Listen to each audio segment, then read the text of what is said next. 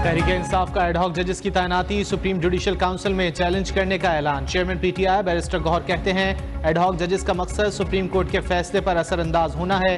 PTI पर पाबंदी के हुकूमती फैसले का भरपूर जवाब देंगे। सेनेटर शिबली फराज ने कहा जब से सुप्रीम कोर्ट का फैसला आया हुकूमत बौखलाहट का शिकार है। पीटीआई पर पाबंदी भोंडा इकदाम है, ऐसे हालात में मुल्क आगे नहीं चल सकता। ऑपोजिशन लीडर उमर अयूब का इलेक्शन कमीशन अरकान के इस्तीफे पर जोर, कहा अगर इस्तीफा ना दिया तो आर्टिकल 6 लगेगा। सरबरा सुन्नी इत्तेहाद काउंसिल हामिद रजा ने नए इंतखाबात का मुतालबा कर दिया।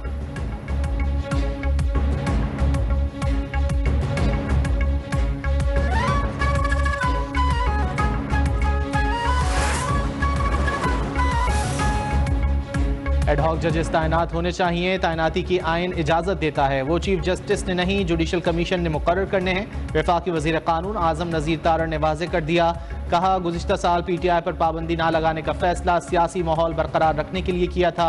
बानी पीटीआई पर आर्टिकल 6 का जायज़ केस बनता है।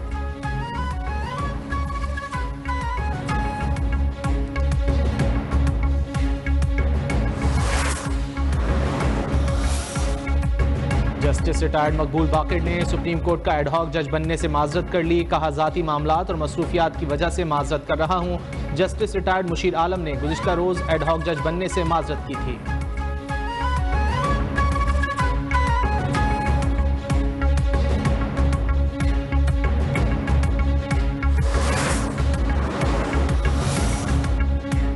किसी भी पार्टी पर पाबंदी के लिए डिक्लेरेशन दिया जा सकता है। वजीर आजम के मुशीर राना सनाउल्लाह ने दो टोक कह दिया, बोले हुकूमत आर्टिकल 17 के तहत डिक्लेरेशन दे सकती है। हुकूमत ने अभी अपने इरादे को जाहिर किया है, डिक्लेरेशन से मुत्तफिक हो जाए तो पाबंदी लगती है।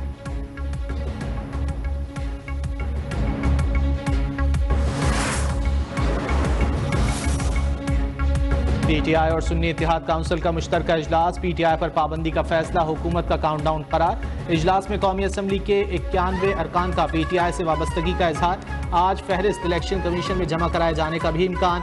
इलेक्शन कमीशन के मुताबिक तहरीक इंसाफ के 37 अरकान ने सर्टिफिकेट जमा कराए। मुश्तरका इजलास के बाद अपोजिशन अरकान का बानी पीटीआई की रिहाई के लिए पार्लियामेंट के बाहर एहतजाजी मार्च, नारेबाजी।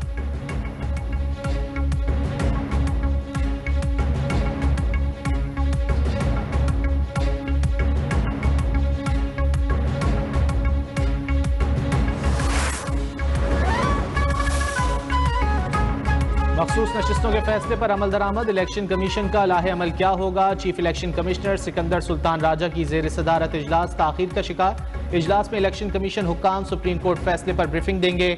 मखसूस नशिस्तें देने से मुताल्लिक़ कानूनी निकात का जायजा लिया जाएगा।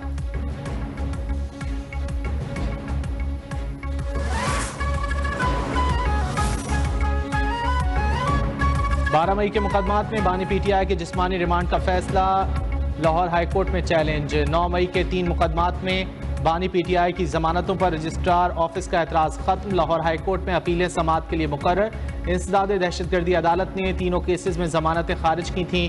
बानी पीटीआई की 6 और अहलिया की 1 मुकदमे में जमानत की दरख्वास्त। सेशन कोर्ट इस्लामाबाद की आइंदा समाअत पर वीडियो लिंक या ज़ाती हैसियत में हाजिरी की हिदायत। समाअत 30 जुलाई तक मुलतवी। बानी पीटीआई बुशरा बीबी से तोशाखाना केस 2 की तफ्तीश भी जारी। नैब टीम डिप्टी डायरेक्टर मोहसिन हारून की सरबराही में अडियाला जेल में मौजूद।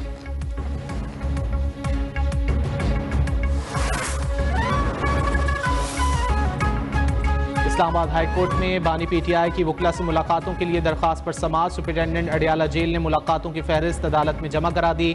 एडवोकेट जनरल ने बताया बानी पीटीआई की नुमाइंदगी करने वाले वकला आते ही नहीं।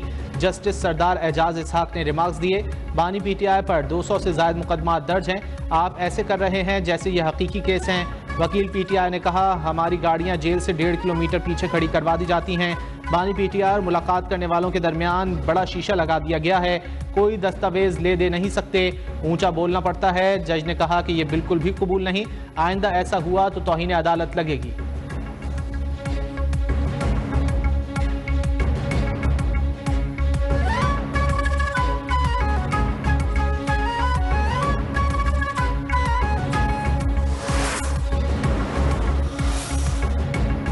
इस्लामाबाद हाई कोर्ट ने सनम जावेद की गिरफ्तारी गैर कानूनी करार देकर रिहाई की दरख्वास्त निपटा दी। अटॉर्नी जनरल की अदालत में पीटीआई रहनुमा को किसी भी मुकदमे में गिरफ्तार न करने की यकीन दहानी।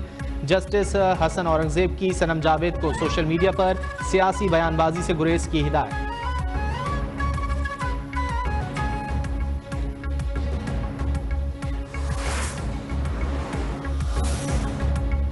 नई तारीख रकम, पाकिस्तान स्टॉक मार्केट में बुलंदियों के सारे रिकॉर्ड टूट गए। 100 इंडेक्स पहली बार 81,700 की बुलंद तरीन सतह पर जा पहुंचा।